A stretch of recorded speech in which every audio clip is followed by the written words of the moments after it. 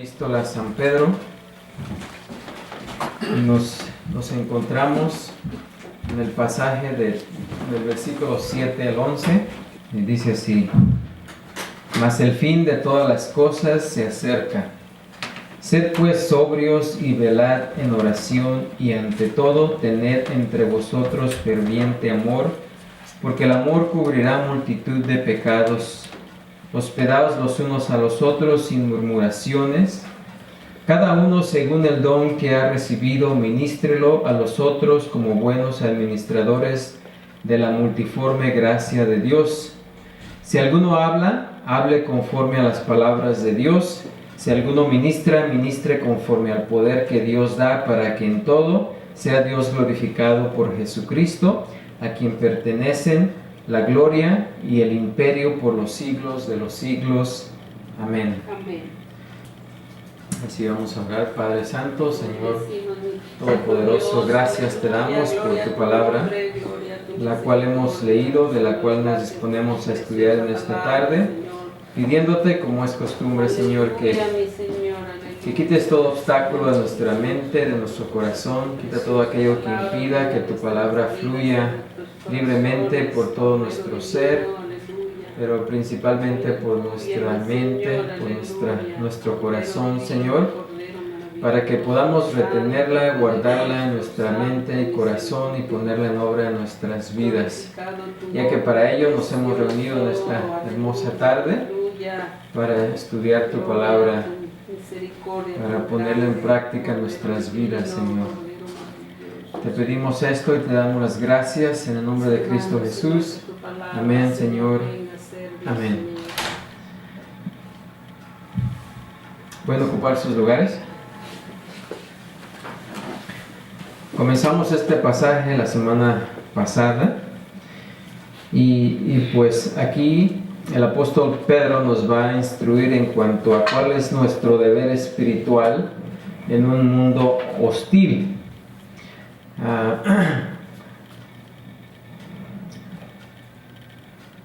Hoy en día, ¿verdad? Pues la iglesia está pasando por una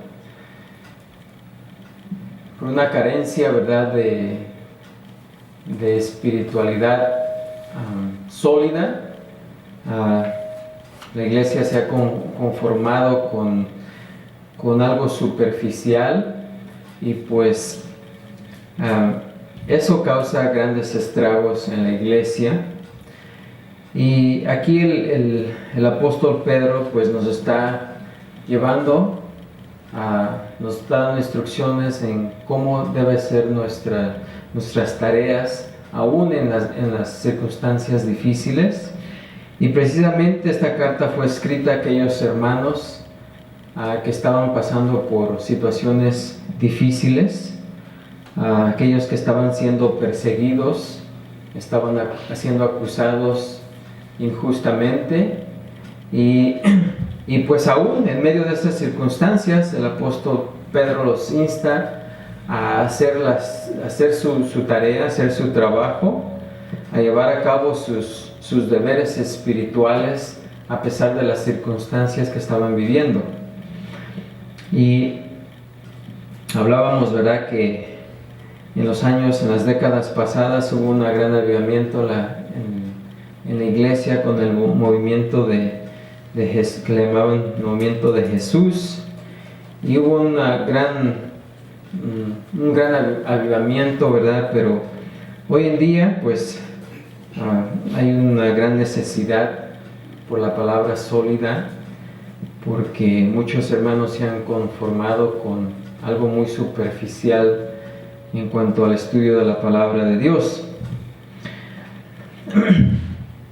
ya que la iglesia se ha enfocado en aceptar, ¿verdad?,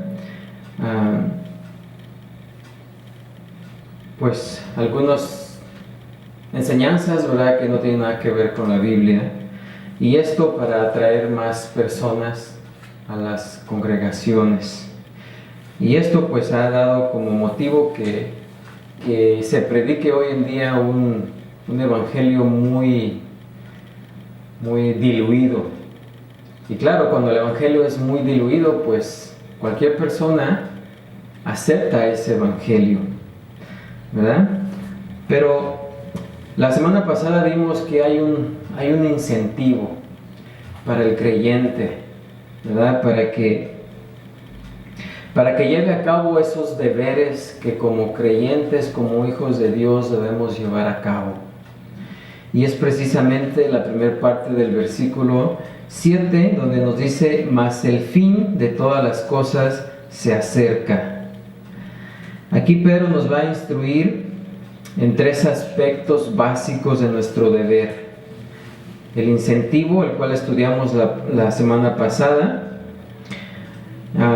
También hoy vamos a ver las instrucciones, o vamos a introducir las instrucciones para nuestro deber, y después vamos a ver la intención de nuestro deber.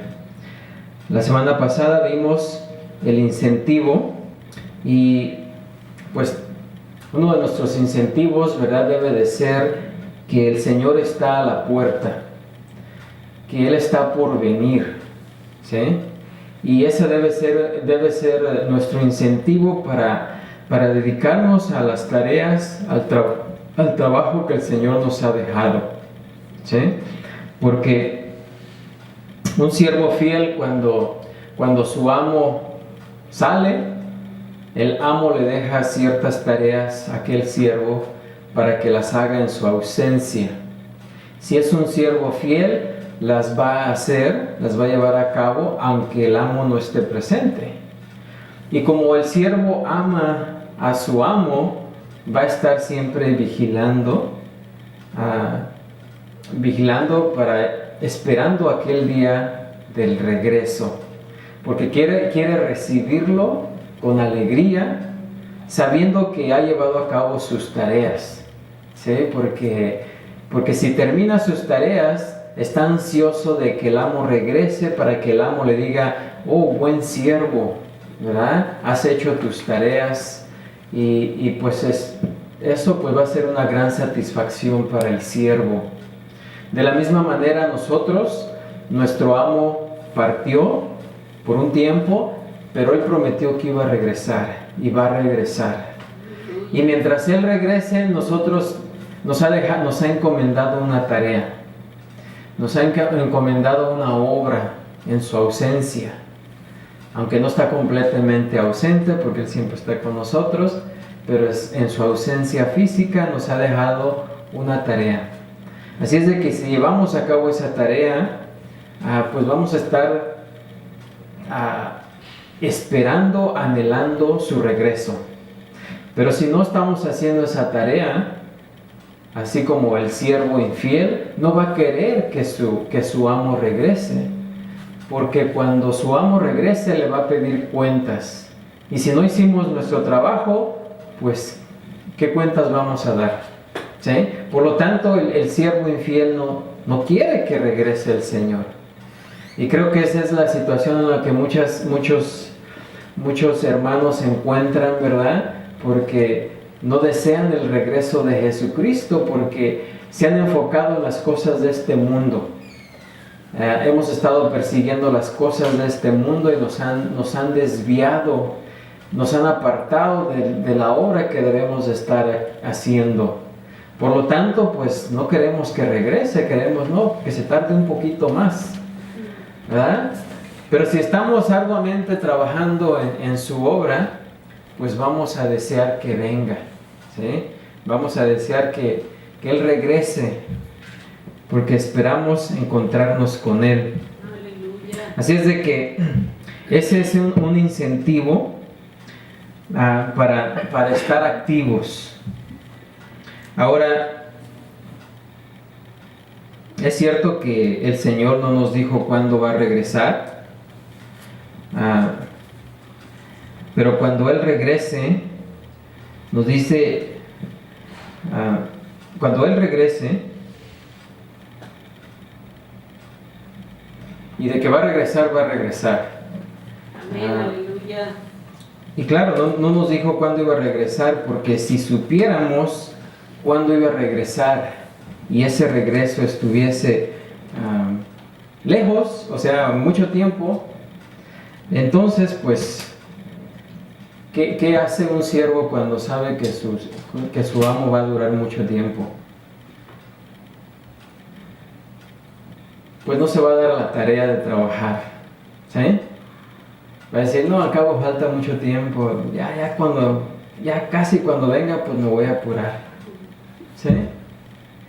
Ahora, si sabemos que viene pronto, entonces nos vamos a ver en una actividad frenética porque pues ya viene y tenemos que terminar esto. O sea, vamos a querer hacer el trabajo de años en unos cuantos días y pues no se va a poder. Así que para que no nos veamos a ningún extremo, para que no estemos muy cómodos esperando que falta mucho para su venida y no hagamos el trabajo, o para que no estemos trabajando frenéticamente porque ya su venida está cerca, porque está unos cuantos días, el Señor ha decidido no decirnos, no darnos una fecha para su regreso. ¿Ok? Mas sin embargo, es nuestro incentivo, ¿verdad? Si somos fieles, si queremos serle fiel al Señor, pues vamos a estar trabajando y esperando con anhelo su regreso. Amén. Amén, amén.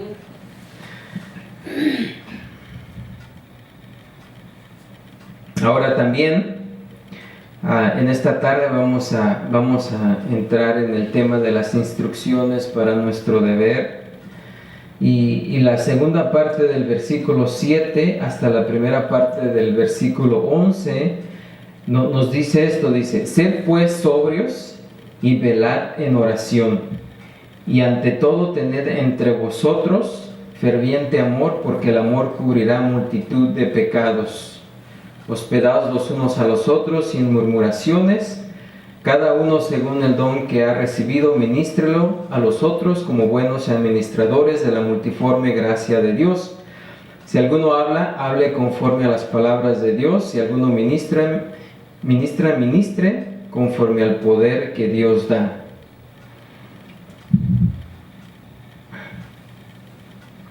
Ahora, todos estos mandamientos exigen dejar en claro que cualquiera que realmente reciba a Jesucristo debe contar primero el alto costo de hacerlo, ¿sí? Cualquiera que verdaderamente ha recibido al Señor Jesucristo debe contar primero el alto costo de seguirle. Seguir a Jesús exige una abnegación total y una sumisión a su señorío, una total sumisión a su señorío, incluso si esa obediencia nos lleva a la muerte, ¿sí? Lucas 9:23 dice: y decía a todos, si alguno quiere venir en pos de mí, niéguese a sí mismo, tome su cruz cada día y sígame. Y ellos sabían exactamente lo que Jesús quería decir cuando dijo que tome su cruz cada día y sígame, ¿verdad? Aleluya. Ahora, al evangelizar a otros, los creyentes también deben alentarlos a considerar el costo, ¿sí? Porque muchas veces, como creyentes, cometemos el error de invitar a otros y por tal de que vengan, diluimos, ¿verdad? O bajamos el costo de seguir a Cristo. Queremos que sea fácil para ellos venir, para que puedan venir, ¿sí? Pero no, nosotros debemos darles a conocer el costo de seguir a Cristo. Mateo 19:21 dice: Jesús le dijo: si quieres ser perfecto, le dijo al joven, ¿verdad? Anda, vende todo lo que tienes y dalo a los pobres y tendrás tesoro en el cielo, y ven y sígueme. Esto no era fácil para el joven rico, y Jesús sabía que si ese joven rico de verdad quería seguirlo, le iba a obedecer, y el costo era alto, ¿sí? Eso no significa que tenemos que vender todo lo que tenemos para venir y seguir a Cristo, pero sí tenemos que dejar aquello que nos ata al mundo y no nos deja seguir a Cristo. ¿Sí? Lucas 9:59 dice, y dijo a otro, sígueme. Él le dijo, Señor, déjame que primero vaya y entierre a mi padre. Jesús le dijo, deja que los muertos entierren a sus muertos, y tú ve y anuncia el reino de Dios. Entonces también dijo a otro, te seguiré, Señor, pero déjame que me despida primero de los que están en mi casa. Y Jesús le dijo, ninguno que poniendo su mano en el arado mira hacia atrás es apto para el reino de Dios. ¿Sí? Así es de que el costo de seguir a Cristo es alto, es costoso. Sin embargo, aunque el mensaje del Evangelio es un llamado a someterse a Él, es una invitación de gracia. ¿Sí? Es una invitación de gracia. ¿Por qué? Jesús dijo en Mateo 11:29, llevad mi yugo sobre vosotros y aprended de mí, que soy manso y humilde de corazón, y hallaréis descanso para vuestras almas, porque mi yugo es fácil y ligera mi carga. ¿Sí? Seguir a Cristo puede significar un alto costo, pero al mismo tiempo nos dice este pasaje que es fácil. Y ahí hay una paradoja, ¿no? Porque decimos, tiene un alto costo seguir a Cristo, pero es fácil. ¿Sí?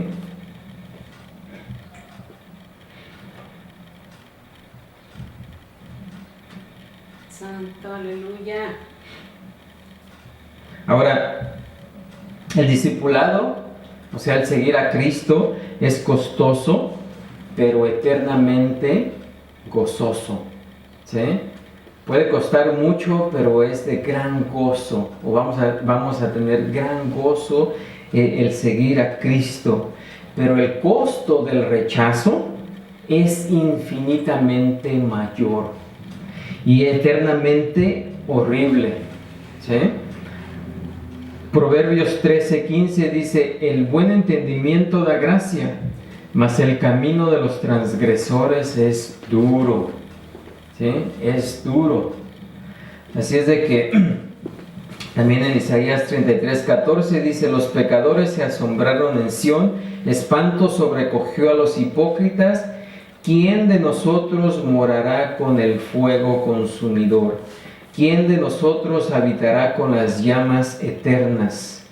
Una vida sin Cristo, tarde o temprano, conlleva a una culpa aplastante, una desilusión sin esperanzas, problemas sin solución y después de todo eso, la condenación eterna.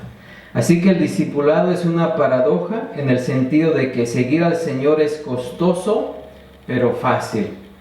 Pero no seguirlo es mayormente costoso. 1 de Juan 5:3 dice, pues este es el amor a Dios, que guardemos sus mandamientos, y sus mandamientos no son gravosos. ¿Sí? Requiere un gran costo, pero es fácil porque Él nos ayuda a llevar a cabo el trabajo.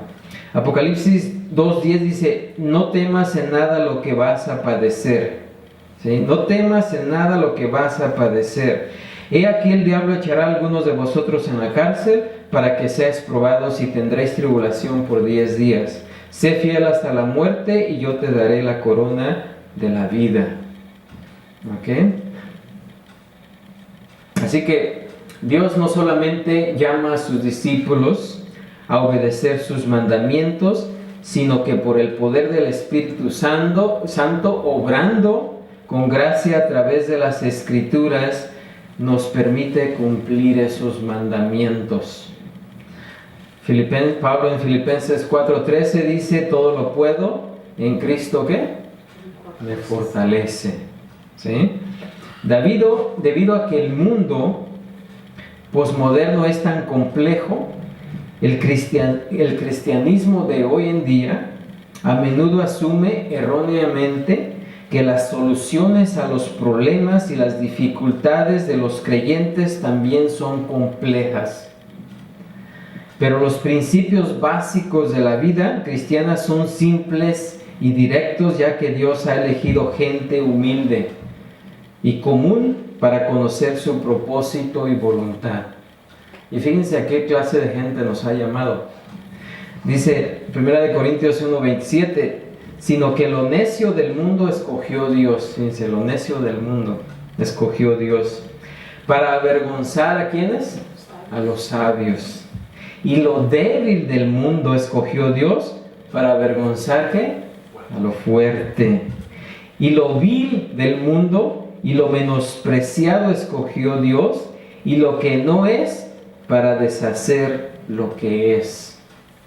Así que los mandamientos de Dios no son complejos, ni por más complejo que parezca nuestro problema, no quiere decir que los principios sean complejos, porque tales principios pues fueron dados a gente muy común, ¿sí? Y si fue dado a gente muy común, deben ser soluciones que estas personas puedan poner en práctica en sus vidas sin que sean muy sabios, ¿entienden? Así es de que, y claro, ¿verdad? Cuando el Señor nos ha salvado y además nos da la habilidad y la capacidad después para llevar a cabo su obra. Y esto debido a la regeneración, ¿verdad? Y debido a esta regeneración como creyentes, anhelamos obedecer a Dios y anhelamos conformarnos a la imagen de Jesucristo cada día más y más. Y aunque el pecado nos limita para hacer lo correcto, como dice Pablo en Romanos 7:19, dice, porque no hago el bien que quiero, sino el mal que no quiero, eso hago. Y esa es una lucha constante en la vida del creyente, que anhelamos hacer lo bueno y terminamos haciendo lo que no queremos hacer, ¿verdad? Pero aún así, siendo genuinos, queremos, ¿verdad? Queremos hacer lo bueno y odiamos el pecado y amamos la justicia, ¿sí? Aunque muchas veces no obramos como queremos, ¿sí? Dice el versículo 22 de Romanos 7, dice, porque según el hombre interior me deleito en la ley de Dios, ¿sí? El hombre interior, el que ha sido regenerado, pero veo otra ley en mis miembros que se rebela contra la ley de mi mente y que me lleva cautivo a la ley del pecado que está en mis miembros. Y Pablo dice, miserable de mí, ¿quién me librará de este cuerpo de muerte? Pero lo dice, gracias doy a Dios por Jesucristo, Señor nuestro. Así que yo mismo con la mente sirvo a la ley de Dios, mas con la carne a la ley del pecado. Y fíjense aquí, Pablo reposa en el hecho de que si somos salvos, es por la gracia, es por lo que Jesucristo hizo, no por lo que nosotros hacemos. Porque aunque deseamos hacer lo bueno, lo justo, no podemos, ¿sí? Fallamos, muchas veces fallamos y terminamos haciendo lo malo o lo que no queremos. Pero gracias a Dios que nos ha salvado, no por nuestras obras, no por nuestras obras, sino por lo que Jesucristo hizo por nosotros en la cruz. Y lo que puedo entender de esto es que, entre muchas otras cosas, es el hecho de que dentro de nosotros hay un deseo por lo que es correcto, un anhelo por lo que es correcto, un anhelo por lo que es lo mejor. Y podríamos resumirlo al decir que los creyentes, debido a la naturaleza nueva, a nuestra naturaleza nueva, odiamos el pecado y amamos la justicia. Ahora, Eso se puede oscurecer debido a nuestra naturaleza caída, porque nuestro cuerpo aún no ha sido redimido. El hombre interior ha sido redimido, pero nuestro cuerpo exterior, este vehículo, no ha sido redimido.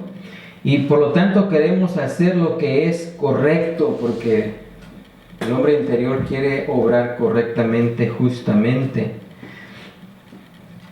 Pero, fíjense, y a este punto quiero llegar aquí.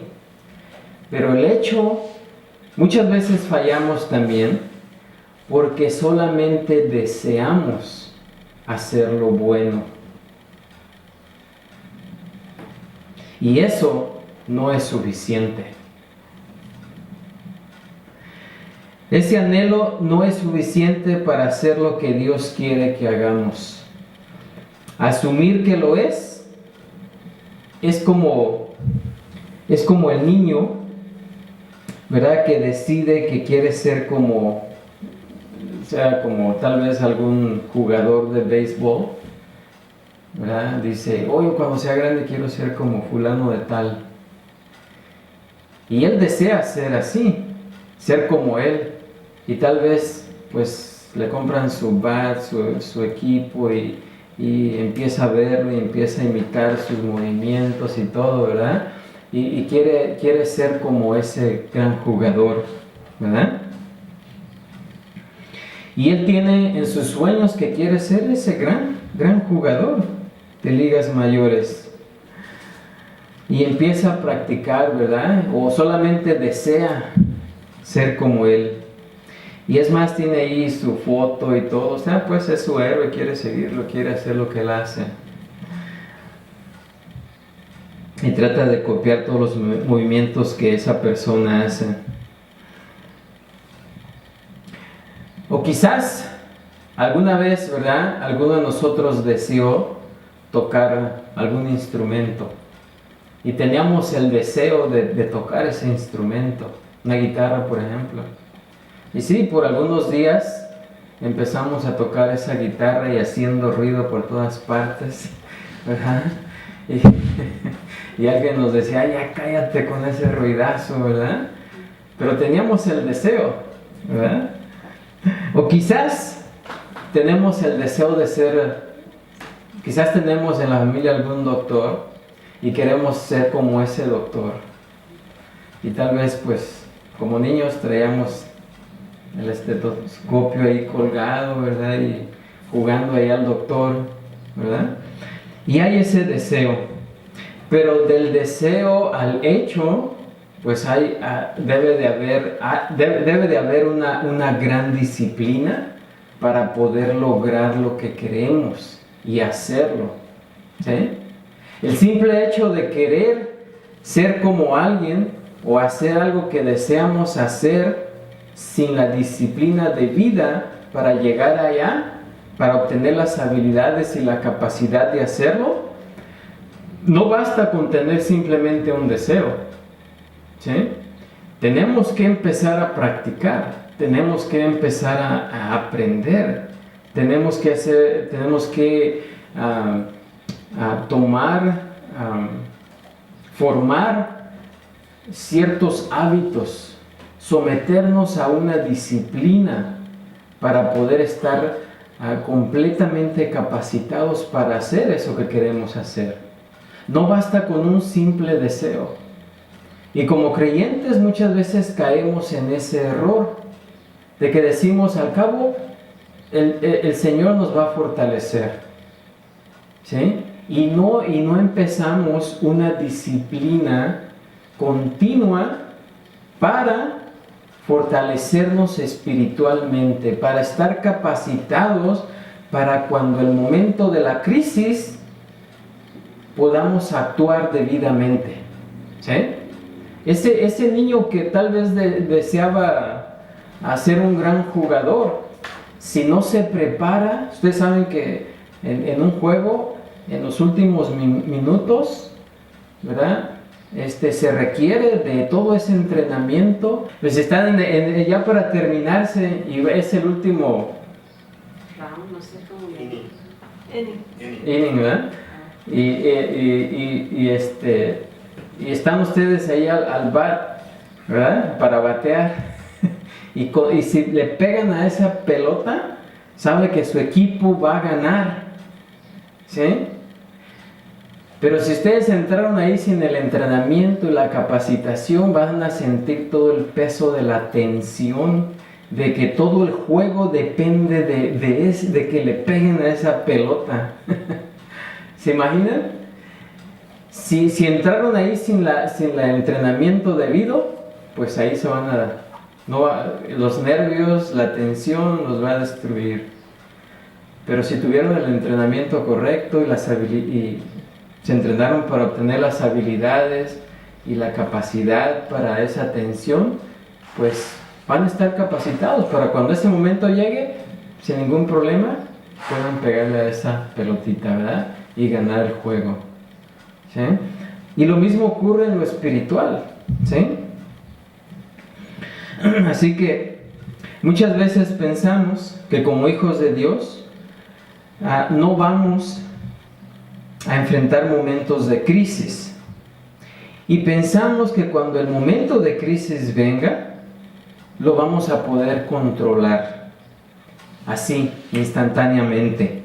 Y vamos a vivir y reaccionar como Cristo reaccionaría.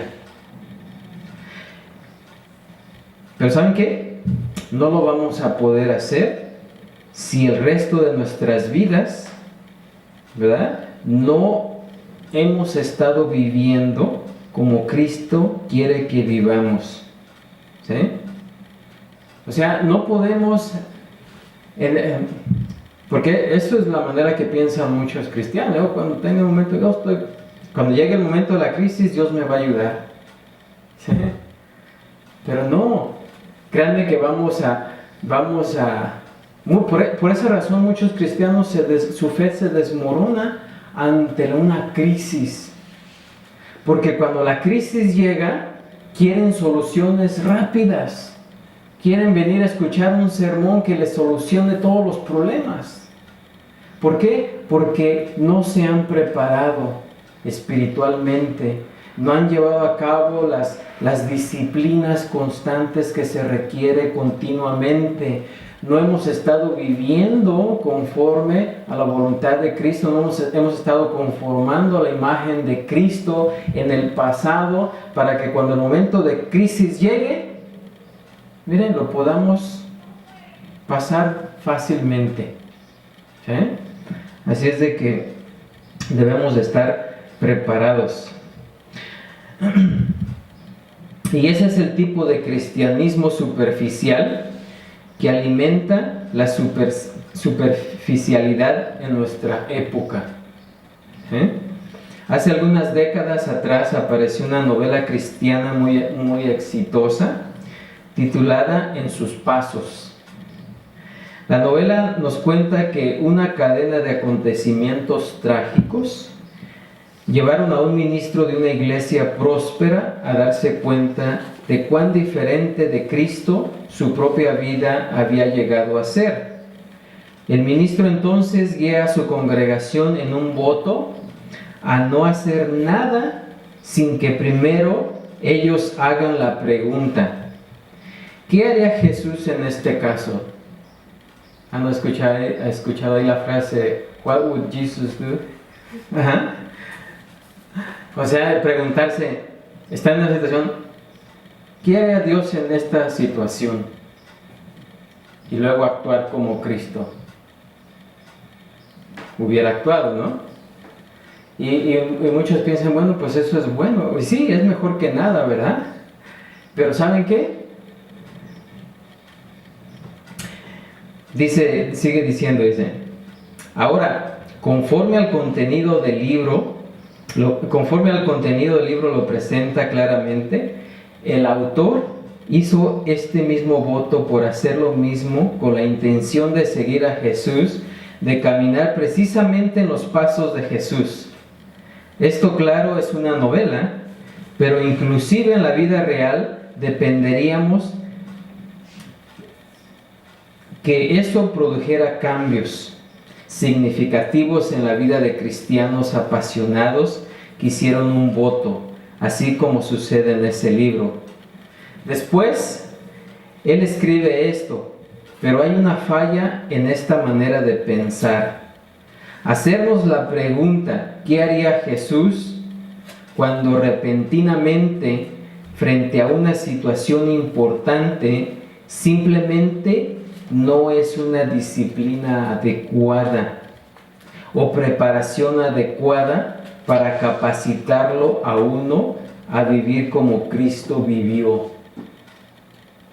¿Sí? O sea, es mejor que nada, claro, pero créanme que si ustedes si no hemos tenido la preparación espiritual, y si llegada la crisis nos preguntamos, ¿qué haría Jesucristo en este caso? Créanme que no de nada nos va a servir. Porque Cristo estaba capacitado. ¿Sí? Él estaba capacitado para cualquier situación, pero nosotros no. Así que aunque deseáramos hacer lo que Cristo hizo, no íbamos a poder hacerlo.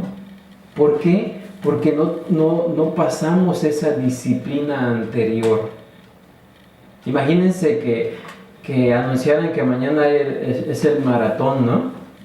Y bueno, no tan pronto, digamos que en 2-3 días iba el maratón, ¿no? Y dicen, no quiero ir al maratón y deseo ir al maratón, pues me voy a enlistar.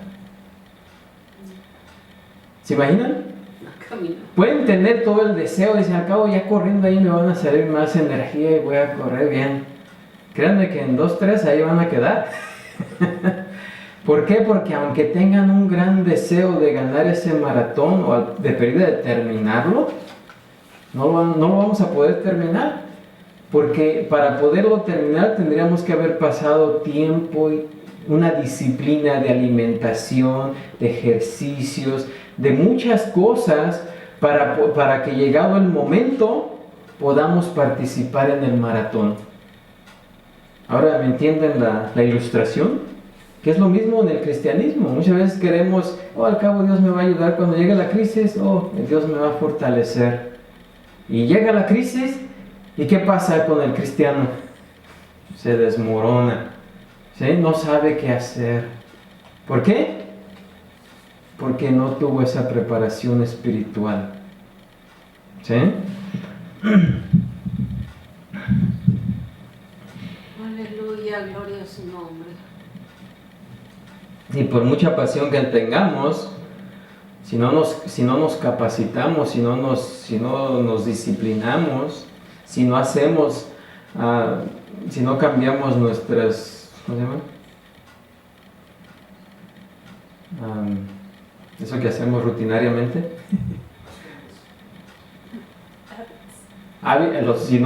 Si no cambiamos malos hábitos por buenos hábitos, ¿verdad? Y empezamos a estudiar la palabra de Dios con disciplina, a orar y de veras ponerle énfasis, créanme que cuando llegue la crisis vamos a caer, como dicen los americanos, flat.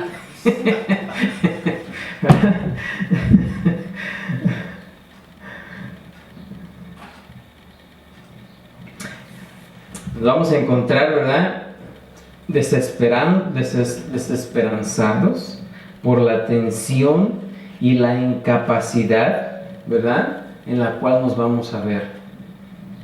El secreto para estar listos para una crisis es en la que el yugo sea fácil y la carga sea ligera, es aprender cómo vivir la vida cristiana todo el tiempo, de tal manera que hayamos desarrollado los hábitos, los recursos, las respuestas, el tiempo, las fortalezas, la memoria, la fe, la valentía espiritual para enfrentarlo.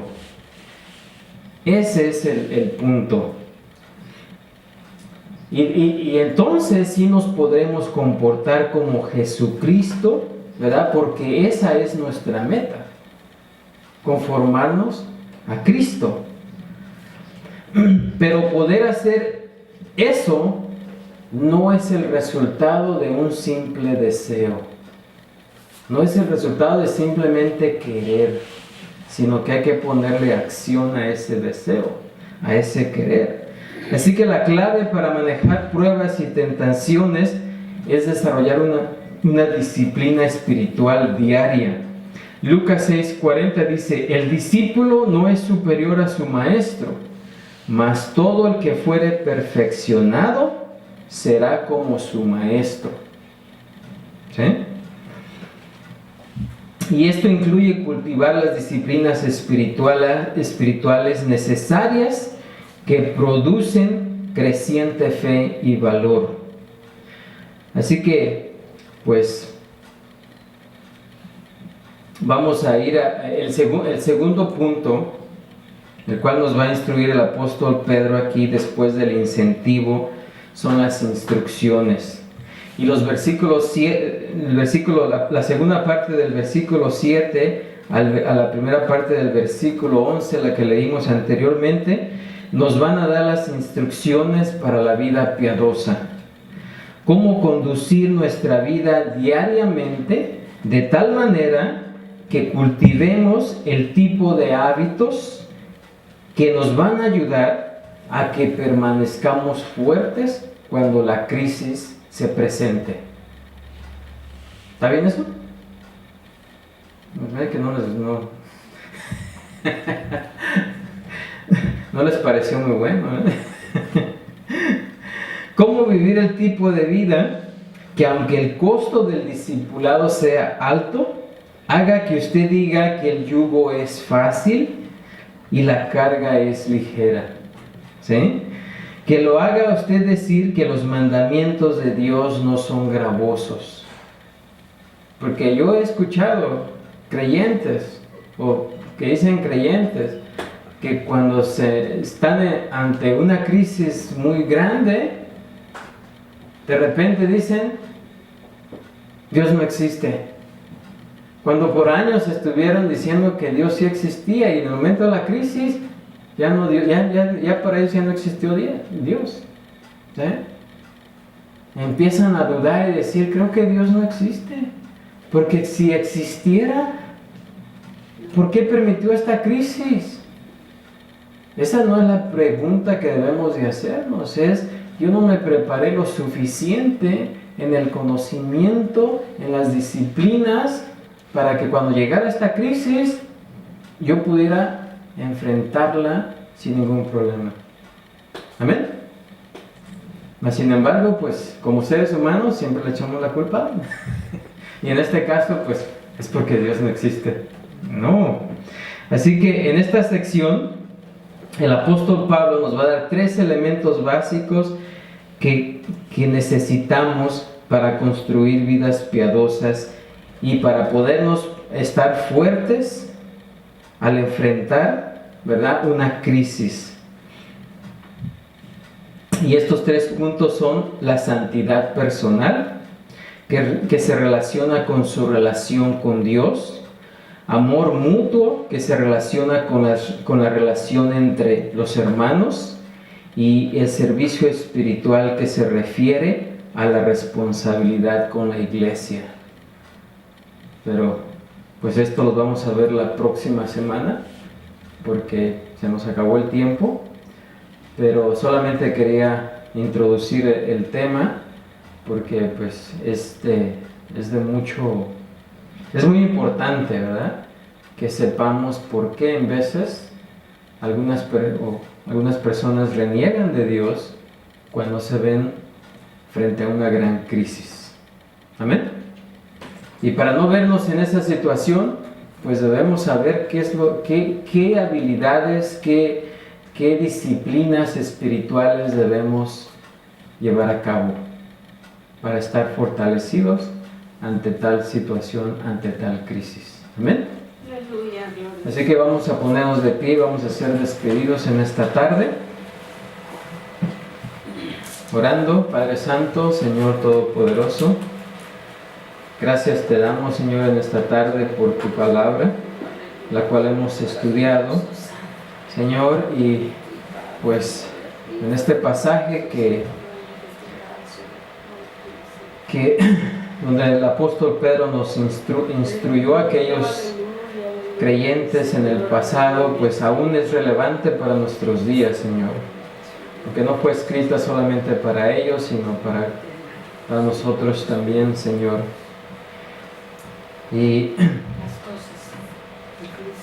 nos enseña, Señor, o nos va a enseñar cómo estar preparados, qué disciplinas debemos llevar a cabo para estar fuertes ante cualquier crisis que se nos presente, Señor.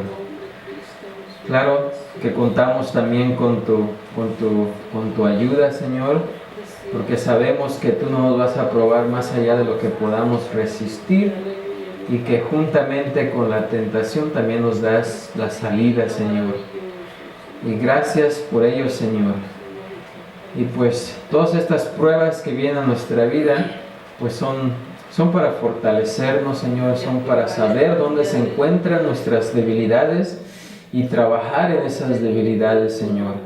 De otra manera no podríamos saber dónde están nuestras debilidades, pero por medio del sufrimiento, pues nos damos cuenta qué puntos de nuestra vida están débiles. Y gracias, Señor, por ello, porque sabemos que todas las pruebas, pues son bendiciones, Señor. Porque para aquellos que aman a Dios, todas las cosas trabajan para bien, Señor. Y gracias, Señor, porque sabemos que estamos en tus manos. Sabemos que tú tienes cuidado de nosotros día a día, momento a momento, Señor. Y gracias, Señor, por ello. Te pedimos que nos despidas de este lugar, nos lleves a nuestros hogares con todo bien, que siempre recordemos que vivimos delante de tu presencia. Gracias te damos. Te pedimos esto en el nombre de Cristo Jesús. Amén, Señor. Amén. Y así podemos decir todos juntos: la gracia de nuestro Señor Jesucristo sea con todos vosotros. Amén. Dios les bendiga.